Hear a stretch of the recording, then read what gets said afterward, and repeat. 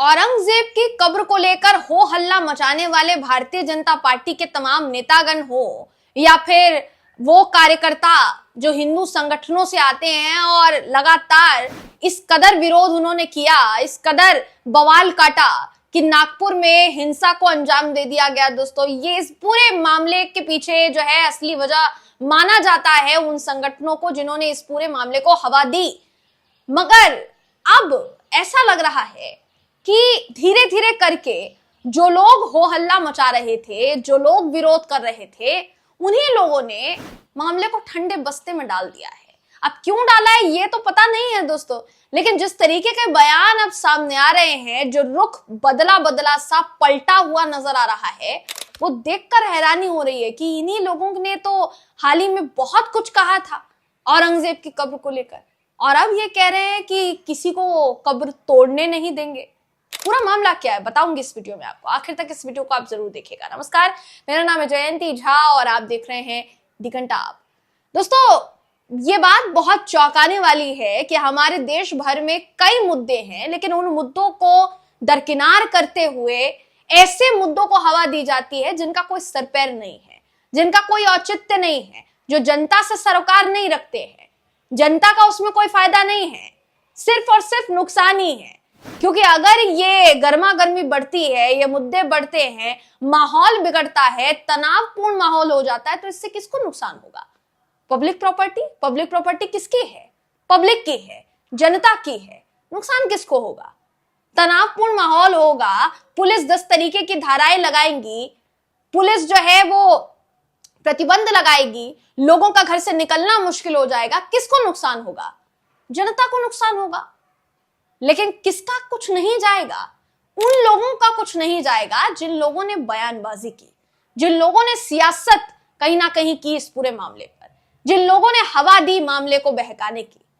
देखिए, सरकार जो है उसका काम होता है किसी मामले में अगर बयानबाजी हो रही है तो उसको थामने का, ना कि उस पर ऐसी प्रतिक्रिया दी जाए जिससे वो और ज्यादा बढ़े।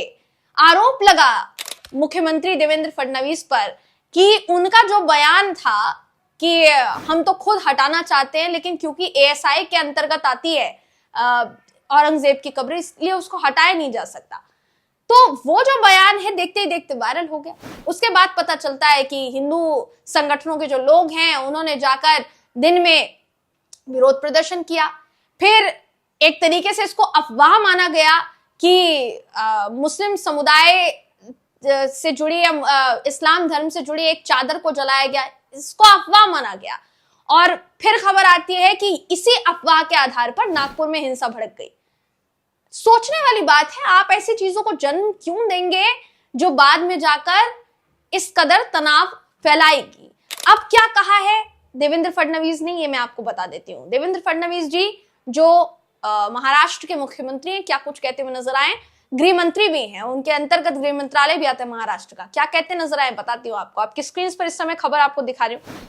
यहाँ देवेंद्र फडणवीस ने देखिए ये कहा है, छत्रपति संभाजी नगर में मुगल बादशाह औरंगजेब के मकबरे को हटाने की मांग को खारिज किया है उन्होंने, और कहा कि एक संरक्षित स्मारक है, यानी इसका संरक्षण किया जा रहा है। जाहिर सी बात है दोस्तों, जब किसी भी ऐतिहासिक ढांचे को किसी सरकारी संगठन के तहत, या आप कह सकते हैं कि एएसआई के तहत, पुरातत्व विभाग के तहत, अगर उसको आर्कियोलॉजिकल डिपार्टमेंट जिसको कहते हैं, अगर उसको उसके तहत रखा जाता है तो फिर उसकी निगरानी करना, उसका संरक्षण करना, ये सरकार की जिम्मेदारी हो जाती है। और सरकार की, राज्य सरकार की तो होती ही है, राज्य सरकार के साथ साथ केंद्र सरकार इस पर खासा ध्यान देती है। राज्य सरकार को इसमें जो है अपनी योगदान देने के लिए, अपनी भूमिका निभाने के लिए कहा जाता है, जो निभाया जा रहा है। अब जो बयान दिया है देवेंद्र फडणवीस जी ने कि वो संरक्षित स्मारक है, ये बयान अगर शायद पहले दिया जाता तो हो सकता था कि जो हुआ वो ना होता। ये मेरा कहना नहीं है दोस्तों, सब इसी बात का अंदाजा लगा रहे कि अब आखिर अपने स्टैंड से क्यों पलट गए देवेंद्र फडणवीस जी।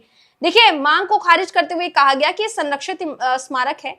उन्होंने ये भी कहा कि हम औरंगजेब को पसंद करें या ना करें, उनका मकबरा एक संरक्षित स्मारक है, हम किसी को भी इसे हटाने नहीं देंगे, लेकिन इसका महिमा मंडन भी नहीं करने देंगे।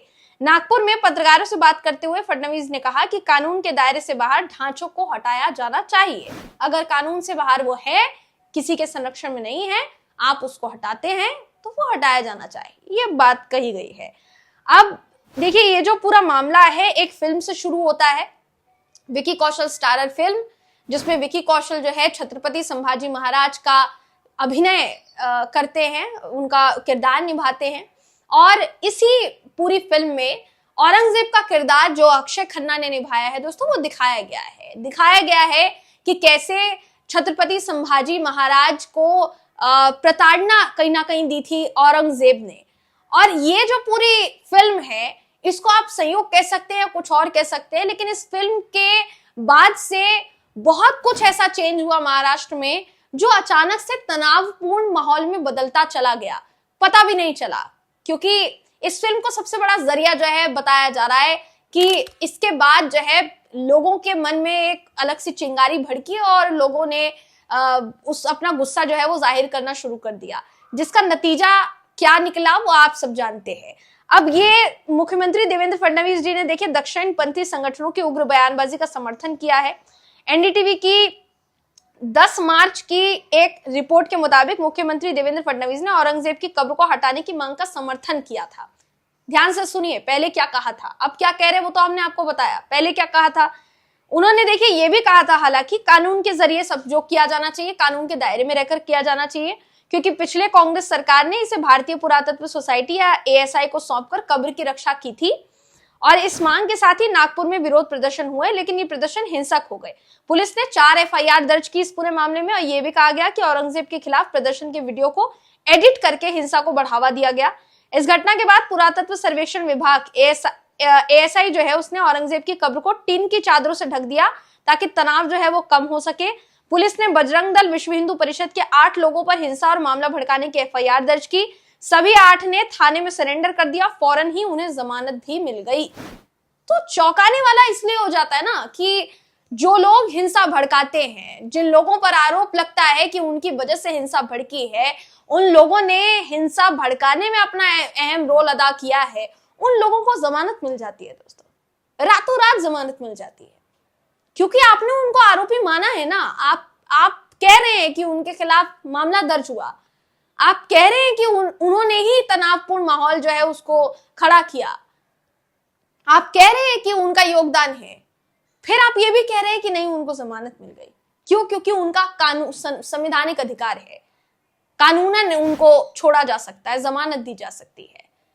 तो क्या भारत में वो राज्य जहां आप धार्मिक तौर पर इस तरीके की हिंसा की उम्मीद भी नहीं कर सकते दोस्तों, महाराष्ट्र वो धरती ही नहीं थी जहां धर्म के नाम पर लड़ाई देखने को मिले, धर्म के नाम पर 2 समुदाय आपस में भिड़ते हुए दिखाई दे, वो धरती नहीं है महाराष्ट्र, अब आज भी नहीं है।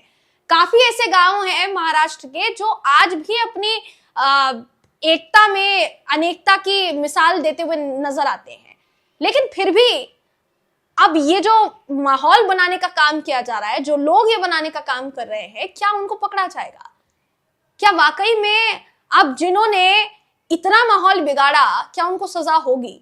अपने स्टैंड से पलटने से क्या अब सब कुछ ठीक हो जाएगा, पहले जैसा हो जाएगा? आपको क्या लगता है दोस्तों इस पूरी खबर पर? हम तो आपकी राय जानना चाहेंगे। देवेंद्र फडणवीस जी के द्वारा अब जो कहा जा रहा है वो कितना सही लगता है, कितना गलत लगता है? कमेंट करके जरूर बताइएगा। अगली वीडियो में आपसे फिर मुलाकात होगी, तब तक के लिए नमस्कार।